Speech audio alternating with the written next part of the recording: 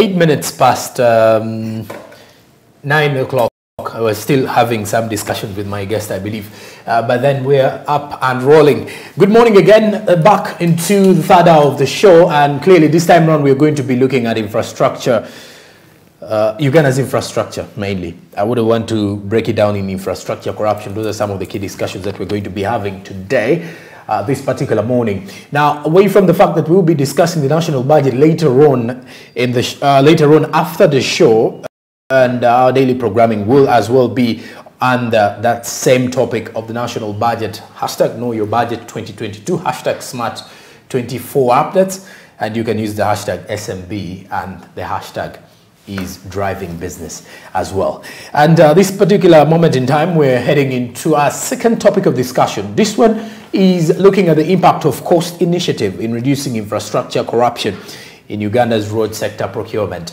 A lot of discussions from the world of infrastructure, more so from the road side of Uganda. Last week we were talking maintenance. Now this time around we want to see the infrastructure part of it. We want to see how we can streamline this particular sector. And joining me this morning is Olive Kabatweire, who is the Africa Regional Manager and Program Coordinator at Coast Uganda. Good morning. Good morning. Many thanks for joining us. Thank you. First, the viewer out there would want to know, what is Coast Uganda? Coast, the Infrastructure Transparency Initiative Uganda chapter is a national chapter for Coast International, which is a global infrastructure transparency initiative working in 21 countries in 4 continents of the world. The initiative is anchored on 4 pillars. One is disclosure, where we promote publication of infrastructure data, including road sector information. Okay. The other one, and we provide standards that governments use to publish project and contract information in all sectors. Okay. Then the other feature is assurance process, which is an independent assessment of disclosed public infrastructure data, and then we undertake to identify areas of improvement, but also areas of good practice and promote them, because the initiative is majorly anchored on promoting good practice, but also identifying areas of improvement.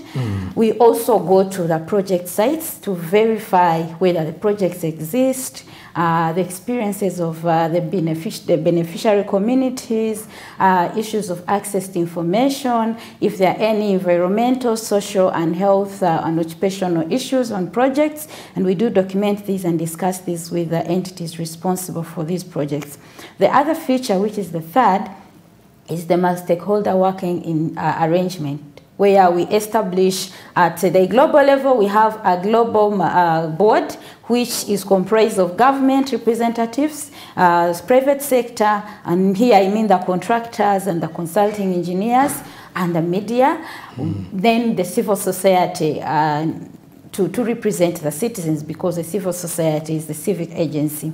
And then the multi-stakeholder group is also decentralized to the national level, where members of COST are asked to establish multi-stakeholder groups, which also include government, private sector, and civil society. So that is why it is a charity initiative that brings together the 3 sectors to dialogue and build trust and discuss issues that are affecting them in the delivery of public infrastructure projects. And the 4th feature is the social accountability, which now brings us closer to the citizens and also the media on the issues of data use. So the data that government publishes through the disclosure process and the information we identify in the assurance process and the issues that are discussed on the multi-stakeholder group are now related to the citizens through using different platforms. We train citizens to use data through barazas, to engage and also to monitor government projects. And then we do use these experiences to strengthen the capacity of civil society and media on the issues of advocacy on transparency and accountability in public infrastructure. So that's the initiative. All right. Now, that's a very good preamble, by the way, of the initiative. Let's understand corruption, infrastructure corruption. there are some terms that I'm actually getting to know of lately as well. Now, when you talk about infrastructure corruption, what does it mean in a layman's language? How would someone identify that this is corruption, this is infrastructure corruption, not the real corruption, okay, not the corruption that we know of? Okay, corruption appears in different forms. Okay. The COST initiative, its approach has been advanced as an approach that helps address corruption risks. Issues to do with mismanagement, absenteeism on site. There are many forms, like on infrastructure projects. Lack of disclosure of information. Why are you concealing information and yet the law does not protect that information? So that is why we promote disclosure. Lack of disclosure of information can be a risk to corruption. So our work, actually we have been nominated by the Bessel Institute of Collective Action to get an award as one of the best anti-corruption initiatives in the world. We invite you people to vote for us and we get this award. You can access our platforms to get the link. Like I said, access to information. If you do not engage citizens on public infrastructure, and this is public money we're talking about, that can be a risk to corruption. If the enabling policy is there, like in procurement, the PPDA law, is it being followed? If you fail to follow the procurement law, the procurement regulations, then you are risking. Those are the risks we talk about. And they appear in different forms. And the entire value chain of a project delivery, a road sector project delivery, right from the time that the entity is conceiving the idea to that there will be a road in community X. We have to have checks and balances to ensure that there is no corruption or there are no corruption risks that may affect the planning, the preparation, the implementation, the procurement, the completion, and maintenance of the road infrastructure. Okay, and if you're to look at maintenance of the road infrastructure, recently the government has been maintaining quite a number of roads. Has COST in any way got in touch with the government in regards to this maintenance of the roads, and how far is the maintenance? Yeah, like I said, our work is built on 4 features.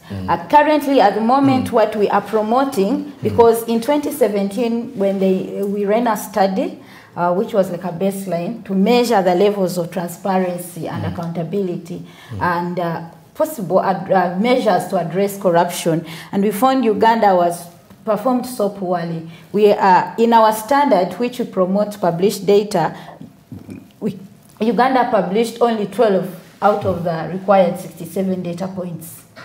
And we believe that, and from my experience, we've learned that lack of information can be a risk to corruption in the long run in the project implementation process. So we've been promoting disclosure and publication of infrastructure data. At the moment, we have trained entities, around 93 officials this year alone. But we've been doing this over the years. We have aligned the government procurement portal to our standard. I congratulate Uganda and the government of Uganda for being compliant to our standard. The government procurement portal now is aligned to, and it's international. Uganda is internationally recognized as a good publisher of infrastructure data. And following the alignment, and it's been a very long journey for us to get to this level, to have government. And even the EGP, the electronic government procurement, is going to be aligned to this standard as well. So if we have full disclosure, where all infrastructure projects or procurements are being managed, are being handled, people will, and we have a public API, a public platform that relays this information to the public. And you'll be able to know how many contracts have been signed, how many contracts are in implementation, how many tenders have been issued this quarter or this month, which entity is doing which kind of projects. All that information is going to be known because the standard is now globally, the platforms, government platforms are globally accepted. Then the other thing, beyond disclosure, we've been also strengthening the social accountability bit, the citizen engagement bit. In our index last year, we ran an infrastructure index, transparency index. We learned that citizen engagement stands at, in Uganda, stood at 13%. Engagement the level in terms of citizen engagement on with infrastructure projects, okay. yes, on infrastructure projects stood at 13%. That's very less. And yet we have an enabling environment standing at 41%. We have the legal framework standing, of course it's a bit weak, at 14%. But where do you think the challenge is with that? For us The issue is with implementation. Okay. Implementation, and the issues with compliance. So we need to work together. That's why you have the multi-stakeholder approach. And we promote this together with the Office of the Prime Minister and the Ministry of Works and Transport, to our champion. We promote the use of the citizen engagement approach on the infrastructure delivery processes. Let the government entities engage the citizens at all levels. Citizens know what they want. They need to be empowered to be able to tell you what they want. They need spaces. They need platforms. And if they engage, they speak. We have had these experiences in Wakiso. We worked on, we assured one of their projects in Amasuba and Ejitiko Road, where we worked together with the Ministry of Works and Transport because they were supervising that project. We worked with the Wakiso District local government officials and organized a massive local baraza that we had around 300 citizens. And these people talked and they were heard. And the district took into consideration their issues. The district was struggling with acquiring space to enlarge one of the sections on the road. In that meeting, people agreed to remove their temporary structures and give space for road construction. And if people are engaged, these things can be done. We've seen the same experiences when we were working with Ministry of Works and Transport in Busoga Mwiri College. There was a small road leading to the college. But this project had a lot of challenges. There was no environmental impact assessment. And resulting from that, we had stormy waters affecting people's gardens. We had floods in people's homes. But when we organized a community meeting, and the ministry came and explained to the citizens the value of the road and how it was going to help them develop their community and improve their accessibility. And you know, when the road is constructed, many structures, businesses are boosted as well.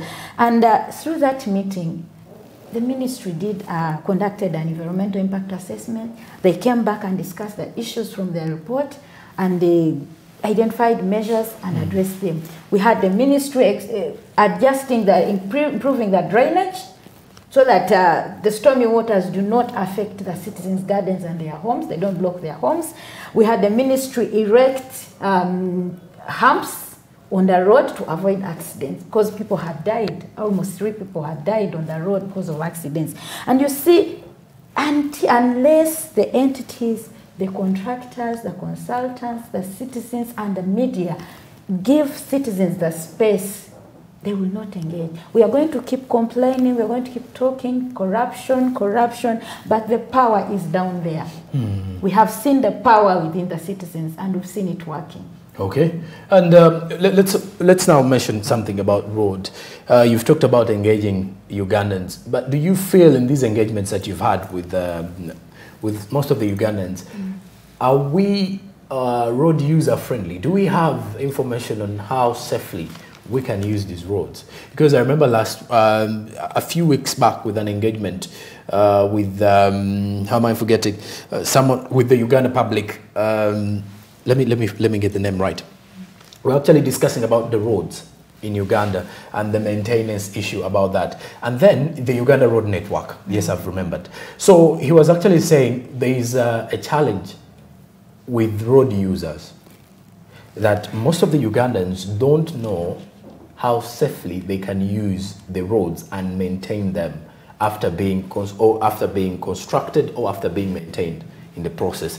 In your engagements in any way, did you have any way you could at least take these Ugandans through how they can safely use the roads and manage them so that we can protect them?